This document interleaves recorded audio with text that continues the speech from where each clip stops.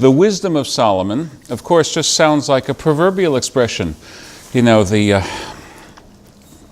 wealth of Midas, right?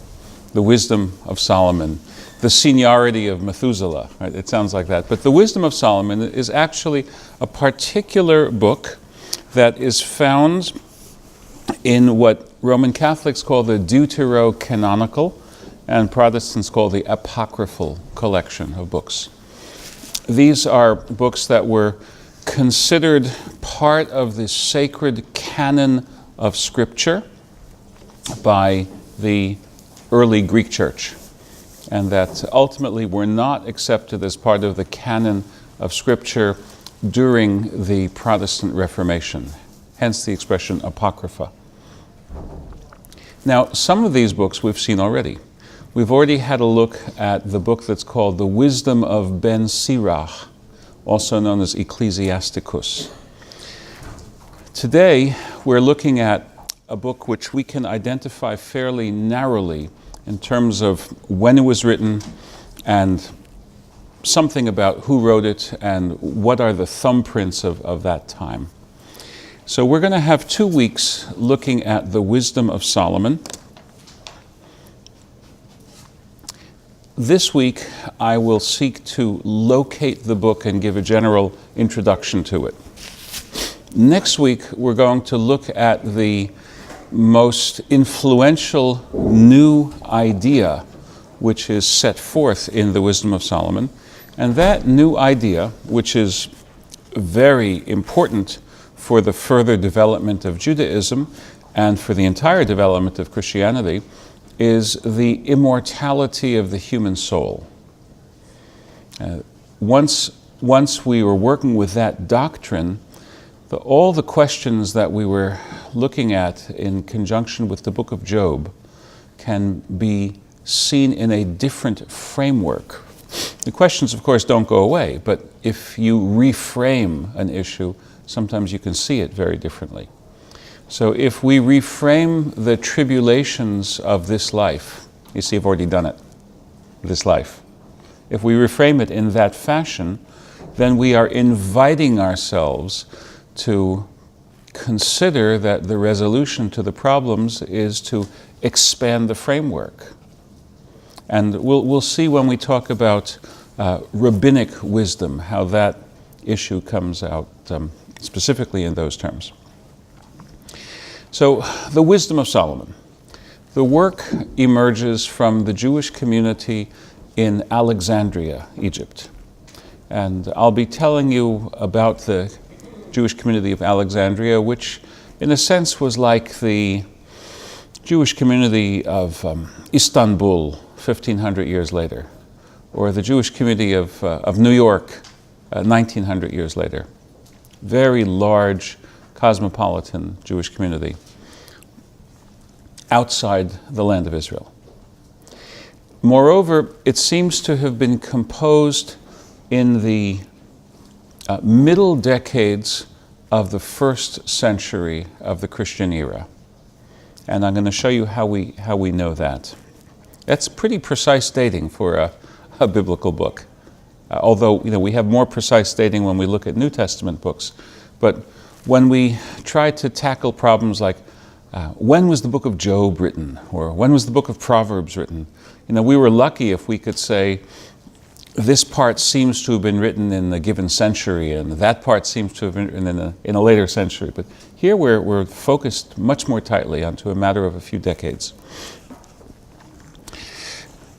If you wanted to write a book about wisdom, why would you select the figure Solomon as your mouthpiece? What would that say about you as the author and your intended audience if the mouthpiece for wisdom is Solomon? Let me invite someone to hazard an answer to that.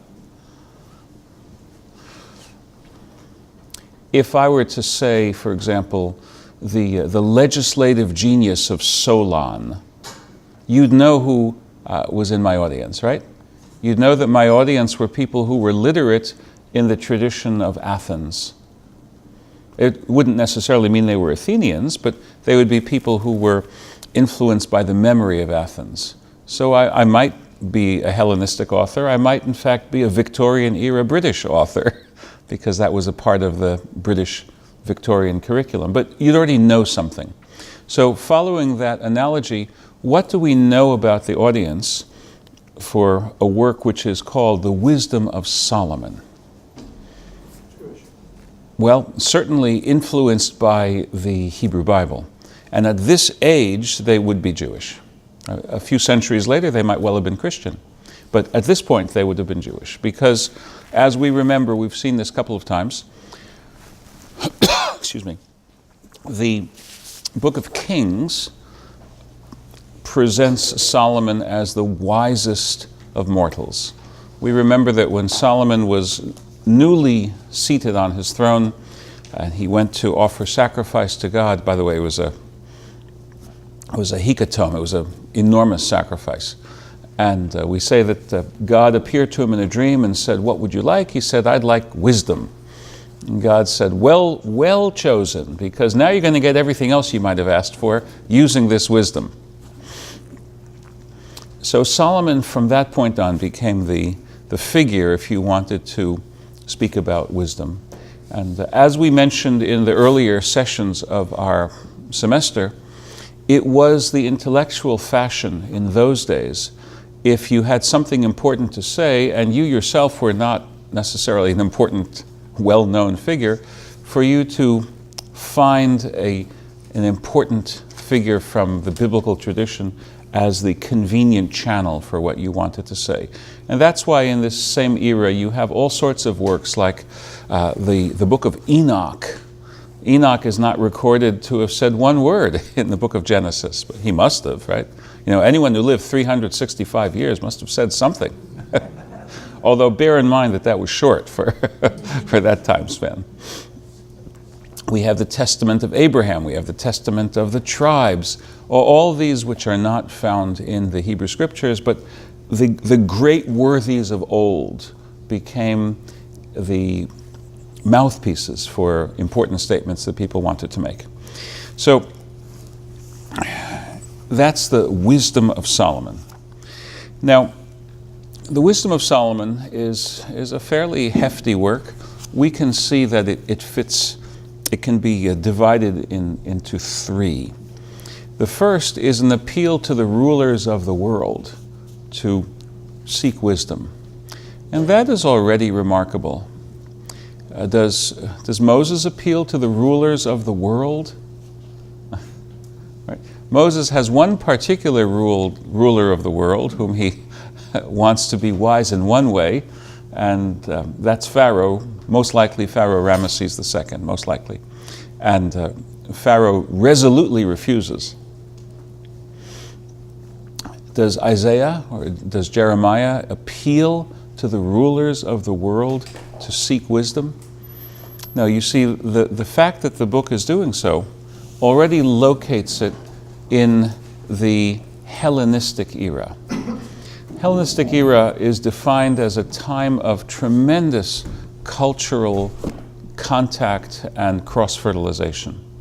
Also as a time of tremendous chauvinism. We're going to go over that in a couple of minutes. So part of the appeal that came with Hellenism was the notion, I'm part of a world civilization. I'm part of that wonderful corporate body transcending political borders known as educated humanity. You, on the other hand, are a barbarian. But I am part of educated humanity. So in that kind of a world, you can understand someone having an appeal to rulers, wherever they may be, to get wise. That is essentially the first 6 chapters or so of the book. From the middle of chapter 6 through chapter 10, that's where we get the Wisdom of Solomon. There's a mining of the past of the biblical tradition to say, well, how did Solomon get wise? And it's a narrative of King Solomon's successful pursuit of divine wisdom. Just a little digression to show Solomon as wise. Do you know how the Bible describes Solomon's wisdom? What's the court case that he decides right after being granted wisdom? Right, the disputed maternity suit. Right? And what's his solution? Right, which is a ploy, of course. The ploy is to flush out the real mother. Have you ever heard the modern story King Solomon in a Kimono? It's a wonderful modern story, and the storyteller has this Japanese wise king who's known as King Solomon in a kimono, and two women show up before the king, and each one claims the baby is hers, and King Solomon in a kimono thinks for a minute and says, "Oh, I know what we need to do here, fetch a sword." And it turns out that each woman has read her Bible. So each one says, "Oh, no, let the baby live, let the other one." So I'll tell you next week, but I'll invite you to spend a week thinking about what stratagem King Solomon in the kimono employed in order then to flush out the real mother. Okay, so of course you could Google it, but if you want, just think, what would you do if you were Solomon and the false mother was savvy enough to pass that test? Okay, just a little fun puzzle for you. So the second third of this book talks about how the famously wise king, King Solomon, successfully pursued wisdom. And the final third, which is the last 9 chapters of the book, chapters 11 through 19, have as their theme divine wisdom in action. In particular, divine wisdom in action against Egypt during the time of the plagues. So let's look a little bit more closely at that third, because that third will give us the clues that we need in order to locate the book more precisely.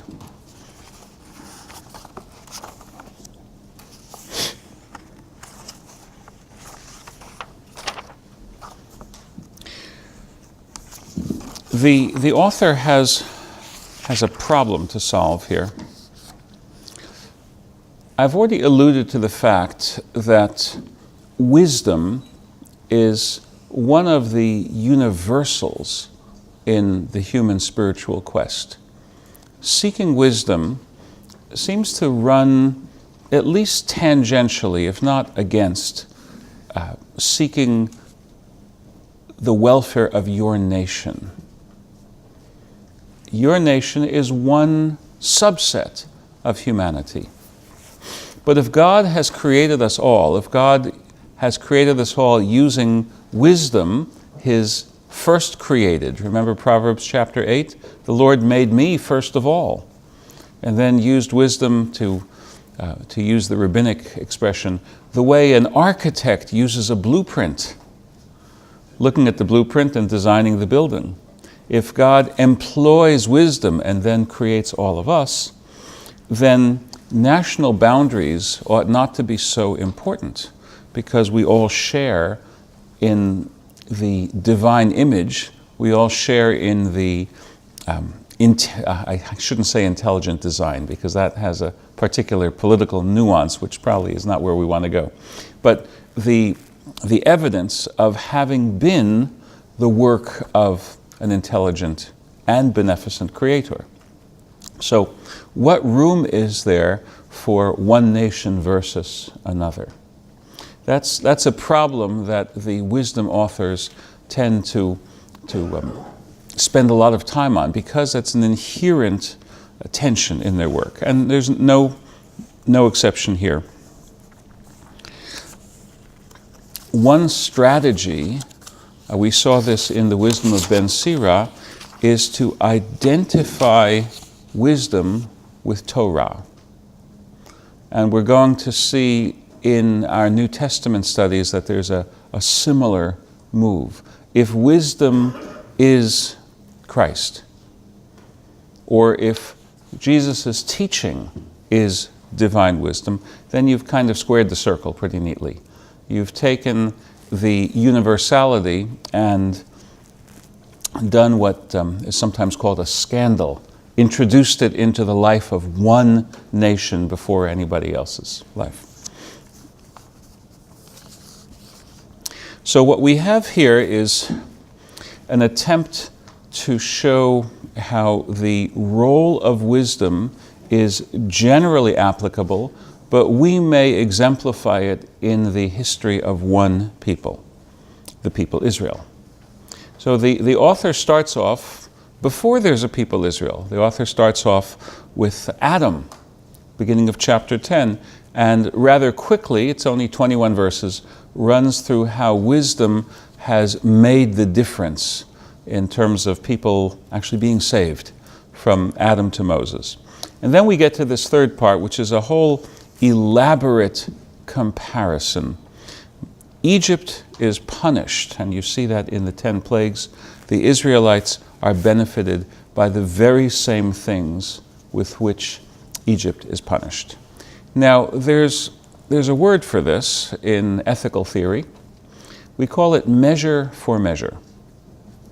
There seems to be a broad assent to the notion that if there is a measure for measure in the disciplining of someone who needs discipline, that somehow feels right. I remember being a counselor in training at an educational camp, a Jewish educational camp called Camp Ramah. And we CITs, there were 2 of us assigned to each cabin. There was 1 senior counselor and 2 CITs. And for a 2-week, we all lived with the kids, and we helped them get up, and we helped them at mealtime, and so on and so forth. But in the course of the day, for 2 weeks, if you were a CIT, you tracked the kids, and you were busy being their counselor throughout the day. And for the other 2 weeks, you were busy taking education courses.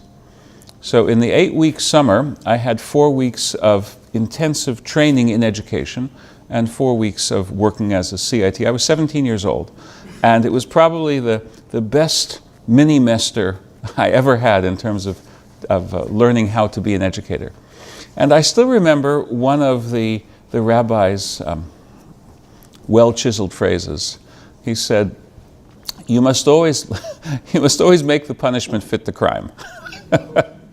So, if the child was guilty of this infraction or that infraction, you don't have a one-size-fits-all, stay on your bed until you've thought it over. There has to be something which helps channel the child's notion that I did this, and this is both commensurate and reasonable, and it promotes me to think about what I did and what could I do differently next time. So I want you to consider how these particular plagues work out as punishments, and the same instrumentality becomes a blessing for those who keep God's word. The very first antithesis is water. What happens to the Egyptians with respect to water? Do you remember the first plague? The water turns to blood. Right.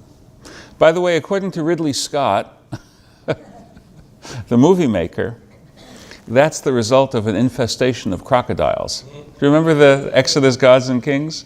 Because there's no crocodiles in the 10 plagues, or are there? We're going to see in a minute. So according to Ridley Scott, when the little angel of God, you remember the movie? You've got this really snarky kid. He looks like a 6th grade boy, very petulant. He's the angel of God. And Moses is trying to teach the Israelites to engage in guerrilla warfare, or what they call nowadays asymmetrical warfare. And it's resulting in greater and greater reprisals against the people Israel. And at one point, the angel of God says to Moses, almost like he's Dr. Phil, so how's that working for you? So Moses is rather frustrated because it's not working well. And he says, well, what would you have me do? And the angel says, just sit down and watch. At which point the 10 plagues begin. And the first of those plagues in the movie is crocodiles. Now, crocodiles, as you know, have wonderfully sharp teeth, and quite a few of them. That's why they have their toothbrush birds, to help keep their mouths clean, right? There's a wonderful children's book. If you have children, grandchildren, you're looking for a wonderful series for them, I recommend Bill and Pete. Bill is William Everett Crocodile, and Pete is his toothbrush bird. And they have all sorts of wonderful adventures. So crocodiles are an Egyptian staple. That's the first plague, according to Ridley Scott. They chomp on the Egyptians, and that's what makes the water bloody. How's that for a rationalist reading? Turns out that the second plague, frogs, is a very rare word in Hebrew. The Hebrew word for frog is tzifardea. Maybe it's onomatopoeic. Tzifardea. Maybe that's what the frog says. I don't know. And most of the rabbinic commentators say this word means frogs. And I'll bet that's your translation as well, right? The second plague, frogs. Turns out there's a minority view amongst the rabbis that the second plague was crocodiles. Because really, no one knows the word outside of that one instance. If you don't have a broad enough distribution of a word, how are you going to establish what it means? Right? So Ridley Scott, the filmmaker, managed to get both interpretations of tzifardea into his movie. Nice little thought. So the water is an instrument of punishment for the Egyptians. Becomes not potable, becomes blood. Whereas for the Israelites, remember Numbers chapter 20, actually it starts off at Exodus chapter 17. Moses hits the rock and waters flow and satiate the thirst of the Israelites. So water becomes blood for the Egyptians, but it becomes life-saving for the Israelites. The Egyptians suffered hunger. How did the Israelites stave off hunger in the wilderness? Manna, quail, right? Lots of divine food. The Egyptians were slain by locusts and flies. By the way, that goes beyond the Bible. The Bible does not report that the locusts and the flies were more than a nuisance. And if we were doing this, this would be another reading that we could do at another time. If we wanted to look at the literary composition of the Exodus narrative, we would see that the first 9 plagues are carefully graduated, and there's a series, 3 by 3 by 3. That's, as I say, for another time. I'll invite you to think about that as well. But it makes more sense that the early plagues were intended to be more nuisance value, and that the really lethal one is only the final one, the 10th one, with Pharaoh having abundant opportunity to avoid that fate. But back to the wisdom of Solomon, the Egyptians were slain by flies and by locusts. The Israelites were saved by a particular image of a reptile. Do you know what I'm thinking of? What's the incident in the book of Numbers where the Israelites are saved because of a reptile? It's a serpent. It's the bronze serpent that the Israelites are murmuring. They're very good at that. Do you know the Yiddish word kvetch? Kvetch is to grumble and complain.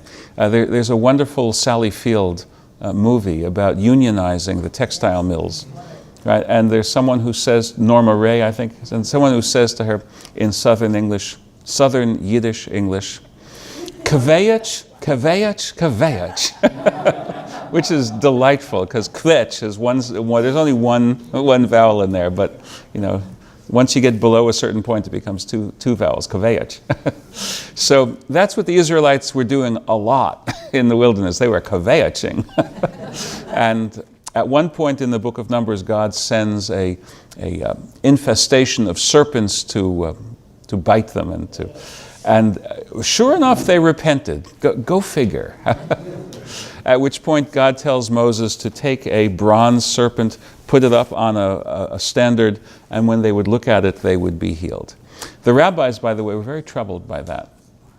They said, just as they were troubled by the notion that Moses raising his hands in the war against Amalek, Exodus chapter 17, was somehow magically efficacious. The rabbis are quite ambivalent about magic.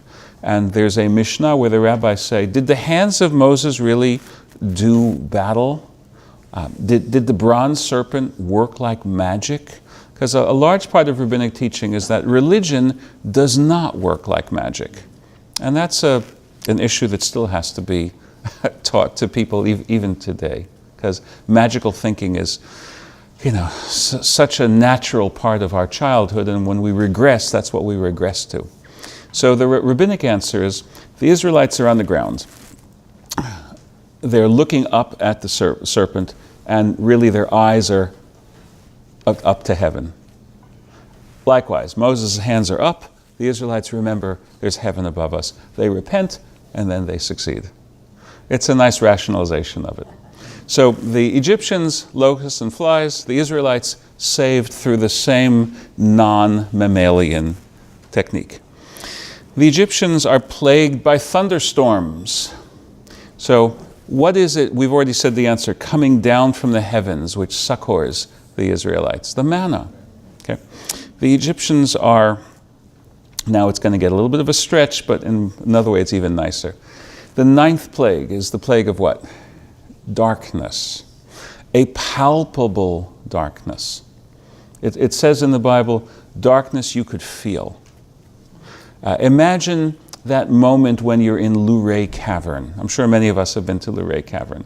And the docent says, anyone here afraid of the dark? And they're like building it up. If you have to, you can hold on to your neighbor. And then they cut off the light, and it is dark, right? So darkness so thick you could cut it with a knife. Well, on the other hand, the ethical heroes of Israel, they are the lights of the world. They illuminate the world. See how we've moved from darkness and light now to a different way. Some people interpret the plague of darkness as a psychological terror. It says, no one stirred from his place for 3 days. I once gave a sermon where I tried out the idea that the 9th plague was acute depression. They were just immobilized. Whereas it says that the Israelites had light in their dwellings. It doesn't say that there was light throughout the land of Goshen.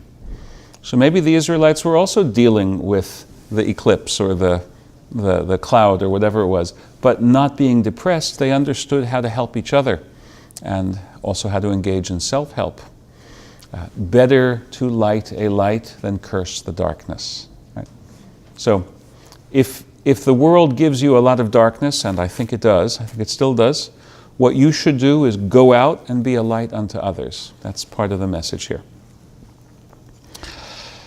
Finally, the Egyptians drowned in the sea. The Israelites passed through safely. There's more. Please. Yes, the firstborn of the Israelites were destroyed. The firstborn of the Egyptians were destroyed. The firstborn of the Israelites are redeemed and therefore consecrated. Exodus chapter 13. Consecrate unto me every firstborn. Interestingly enough, the first priesthood in Israel, as recorded in the Bible, was to have been the firstborn son. Footnote, the son who opens the womb. So nowadays, if you're a firstborn son and you're delivered by C-section, it doesn't count. That's what happens when canon lawyers get a hold of the Bible. Even my canon lawyers. So we call this the redemption of the firstborn, and it happens every so often. You're supposed to give 5 shekel to the priest, the son of Aaron, the descendant of Aaron, who stands in for your son. And you usually get the 5 shekels back, but technically it's a transfer. And the priest says, I I am content, I'm willing to take upon myself the service that your son would have otherwise been obligated to have served. Now, I have a little, a rabbi bag that I inherited from my father of blessed memory.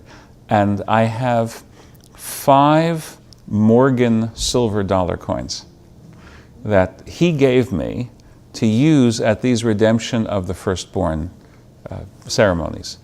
And I was not my father's firstborn, I was his thirdborn, but that's okay.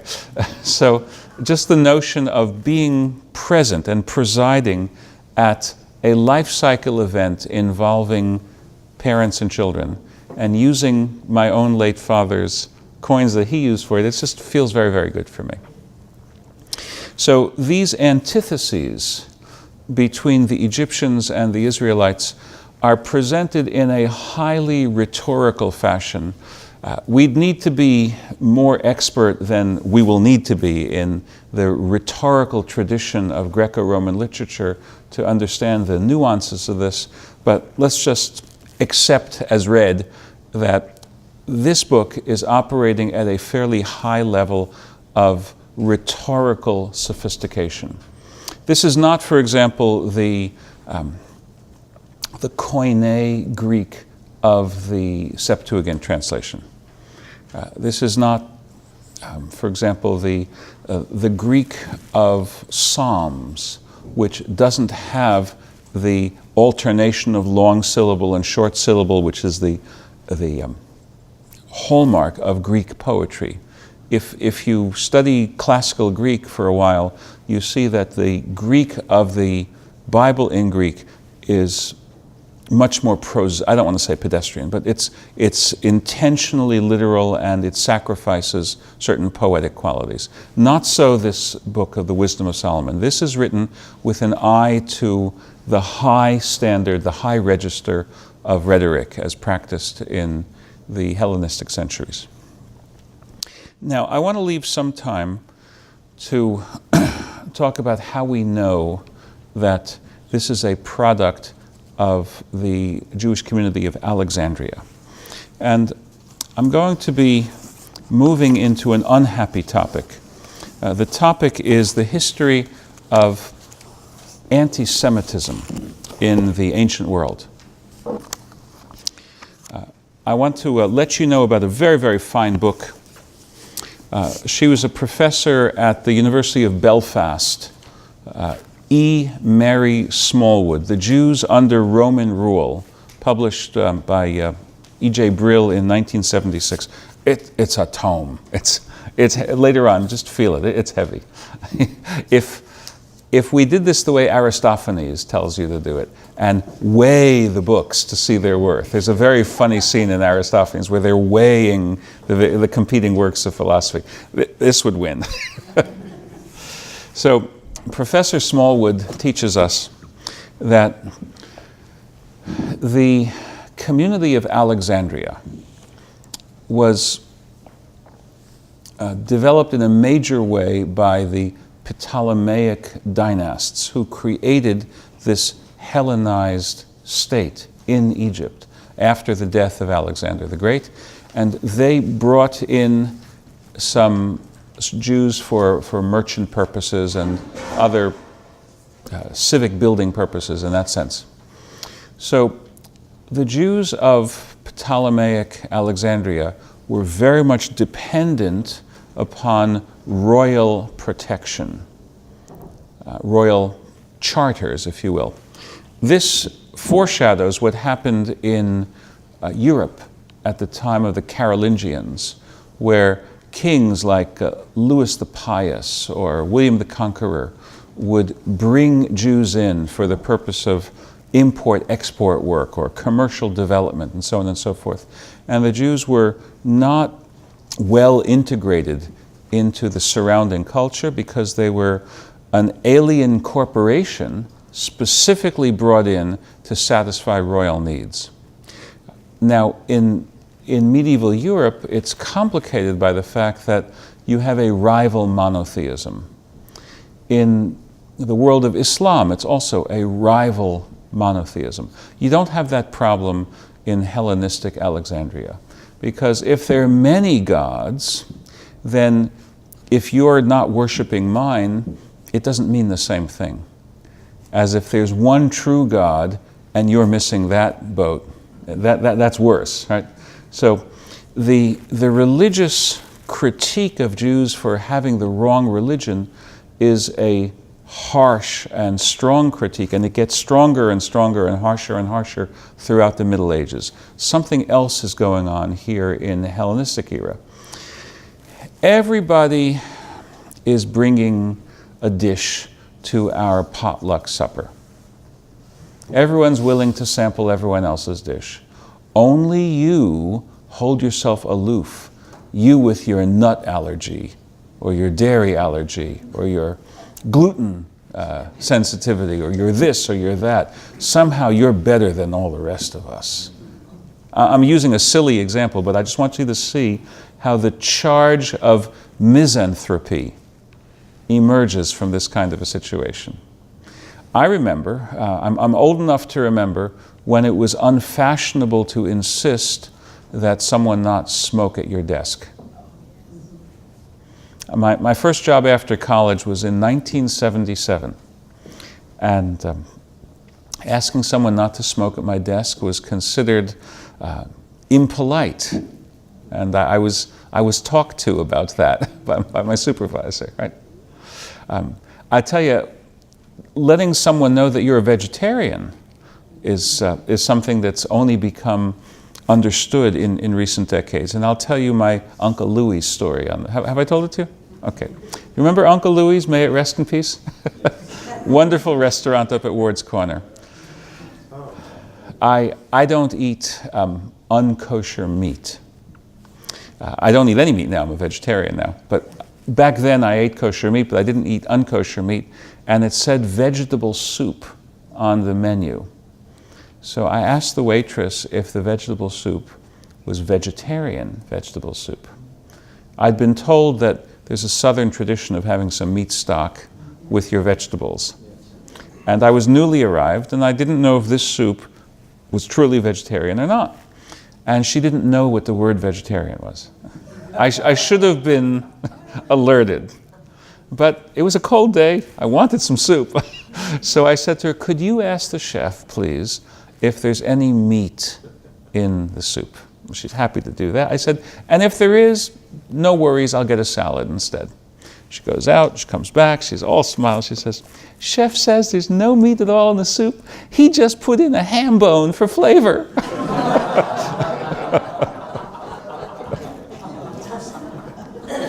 So that was my welcome to Norfolk. So again, the reason I'm telling you these admittedly cutesy stories is to move into a more heavy and serious way of thinking about the antipathy that developed against Jews in places like Alexandria. Because all the rest of us have no problem with the civic religious exercises. We open a session of this or that. We have a public ceremony at the gymnasium, and we offer a sacrifice. It's just a little bit of incense on the altar. How come everyone's willing to, and you're not willing to do it? You're so aloof. And yet, you want to have all of these privileges and prerogatives, but you're not of the body. So you begin to have this development of xenophobia. You're not really us. Now, the notion of universal citizenship is not an ancient notion. And it wasn't until, I think, the 3rd century of the Common Era that the Roman emperor made all the Jews of Rome, of the empire, citizens of Rome. And he only did that to expand his tax base. Citizenship was restricted, and citizenship conferred prerogatives, rights. So you wanted to be a citizen. The Jews weren't citizens, but they had their own organization, they had their own community structure. It was called the Politeuma, P-O-L-I-T-E-U-M-A, and the xenophobes of Alexandria said, you want to have the privileges and you don't want to have the responsibilities. We don't like you. We don't like you, not because we dislike anyone, because we believe in universal philanthropy. That's what we learned from our Hellenism. But we dislike you because you are misanthropes. So we have permission to dislike you because you are misanthropes. That notion was then nourished by two other notions. First of all, an old Egyptian tradition of xenophobia. And secondly, the Hellenistic chauvinism that I alluded to, that if you don't speak Greek, or if you're not me, you're a barbarian. So all of these tensions in Hellenistic Egypt, in places like Alexandria, if you want to be part of the FFA, right, First Families of Alexandria, and you're not of the FFA, then you've got to get with the program. And if you won't get with the program, you have to deal with your inferior status. And if you don't like your inferior status, that's a challenge to us. We're perfectly entitled to respond. As you know, people get very, very hot under the collar when they're asked to defend the right order of things. Just remember the heat on the part of people who wanted to defend segregation. Think of George Wallace standing in the doorway. Segregation now, segregation forever. For that matter, those of you who are interested in church history, this is why the investiture struggle in the 11th, 12th, 13th centuries was so heated, because it was a debate over the right order of the governance of Christendom. Does the Pope get to say who invests the bishops? Or does the Emperor of the Romans, himself at least a deacon and certainly a sacramental figure, does he have a say in which of his cousins get to be the bishops for his provinces? Right? So it's a debate over the right order of things, and that's what's behind the emergence of anti-Semitism in the ancient world. There may be one other nuance which I mention because it's also important for understanding the Roman persecution of Christians starting in the first century. The Emperor Tiberius, in the year 19, banished Jews from Rome. Most of them who were able-bodied, he mustered into the Roman legions and sent them to duty stations with inhospitable climates, hoping that, you know, the foggy dew of the wall with Scotland or something like that would take care of them. And there were 4,000 whom he exiled to the island of Sardinia. Didn't want Jews in Rome, the year 19. He, of course, also banished other foreign religions. Maybe he wanted to, you know, re-purify Rome, get back to the good old days where the Roman religion was the only game in town. Or maybe he didn't like the fact that Jews of that era missionized. Go spread the good word, which of course becomes a very important part of the self-understanding of Christianity at the same time frame, just a little bit after that. So maybe he didn't like that also. The same way that you may have been more than a bit put off by the Hare Krishna groups in the airports when you're just trying to make your plane, and suddenly you've got these folks who are trying to enlighten you. Or maybe just lighten you, I'm not sure. So all of these factors came together in a very tragic circumstance. The mob in Alexandria, led by some nativist, xenophobic, we hate strangers, we hate foreigners, civic leaders, rioted against the Jewish community of Alexandria in the year 38. We believe there may have been thousands of victims. It was a major, major riot. The Jewish community defended itself ultimately by sending a delegation to Rome. The emperor having been murdered, Caligula, maybe he had it coming, to use the Chicago musical expression. The next emperor, Claudius, reconfirmed the rights of the Jewish community of Alexandria. So we think that the harsh tone against the Egyptians found in the wisdom of Solomon reflects the pain of the Jewish community of Alexandria, which had just so recently been massacred and attacked. So that's where we're able to say that we think that this wisdom of Solomon has a very particular point of origin. Nonetheless, it deals with universal themes. Next week, the theme we're going to look at most closely is the contribution of the wisdom of Solomon to an ongoing conversation both in Judaism and in Christianity, and that is, what is the human? Is the human animated matter, and when your day is up, the matter is de-animated, you return to your dust? Or, instead of animated matter, is the human embodied soul? See the difference? If the noun is soul, instead of the noun being matter, if you are embodied soul, then we can talk about what happens to the soul when it's not embodied. And that's where the wisdom of Solomon has very interesting things to say that get picked up by both of our religious traditions. Meanwhile, let me wish you a good and a blessed week.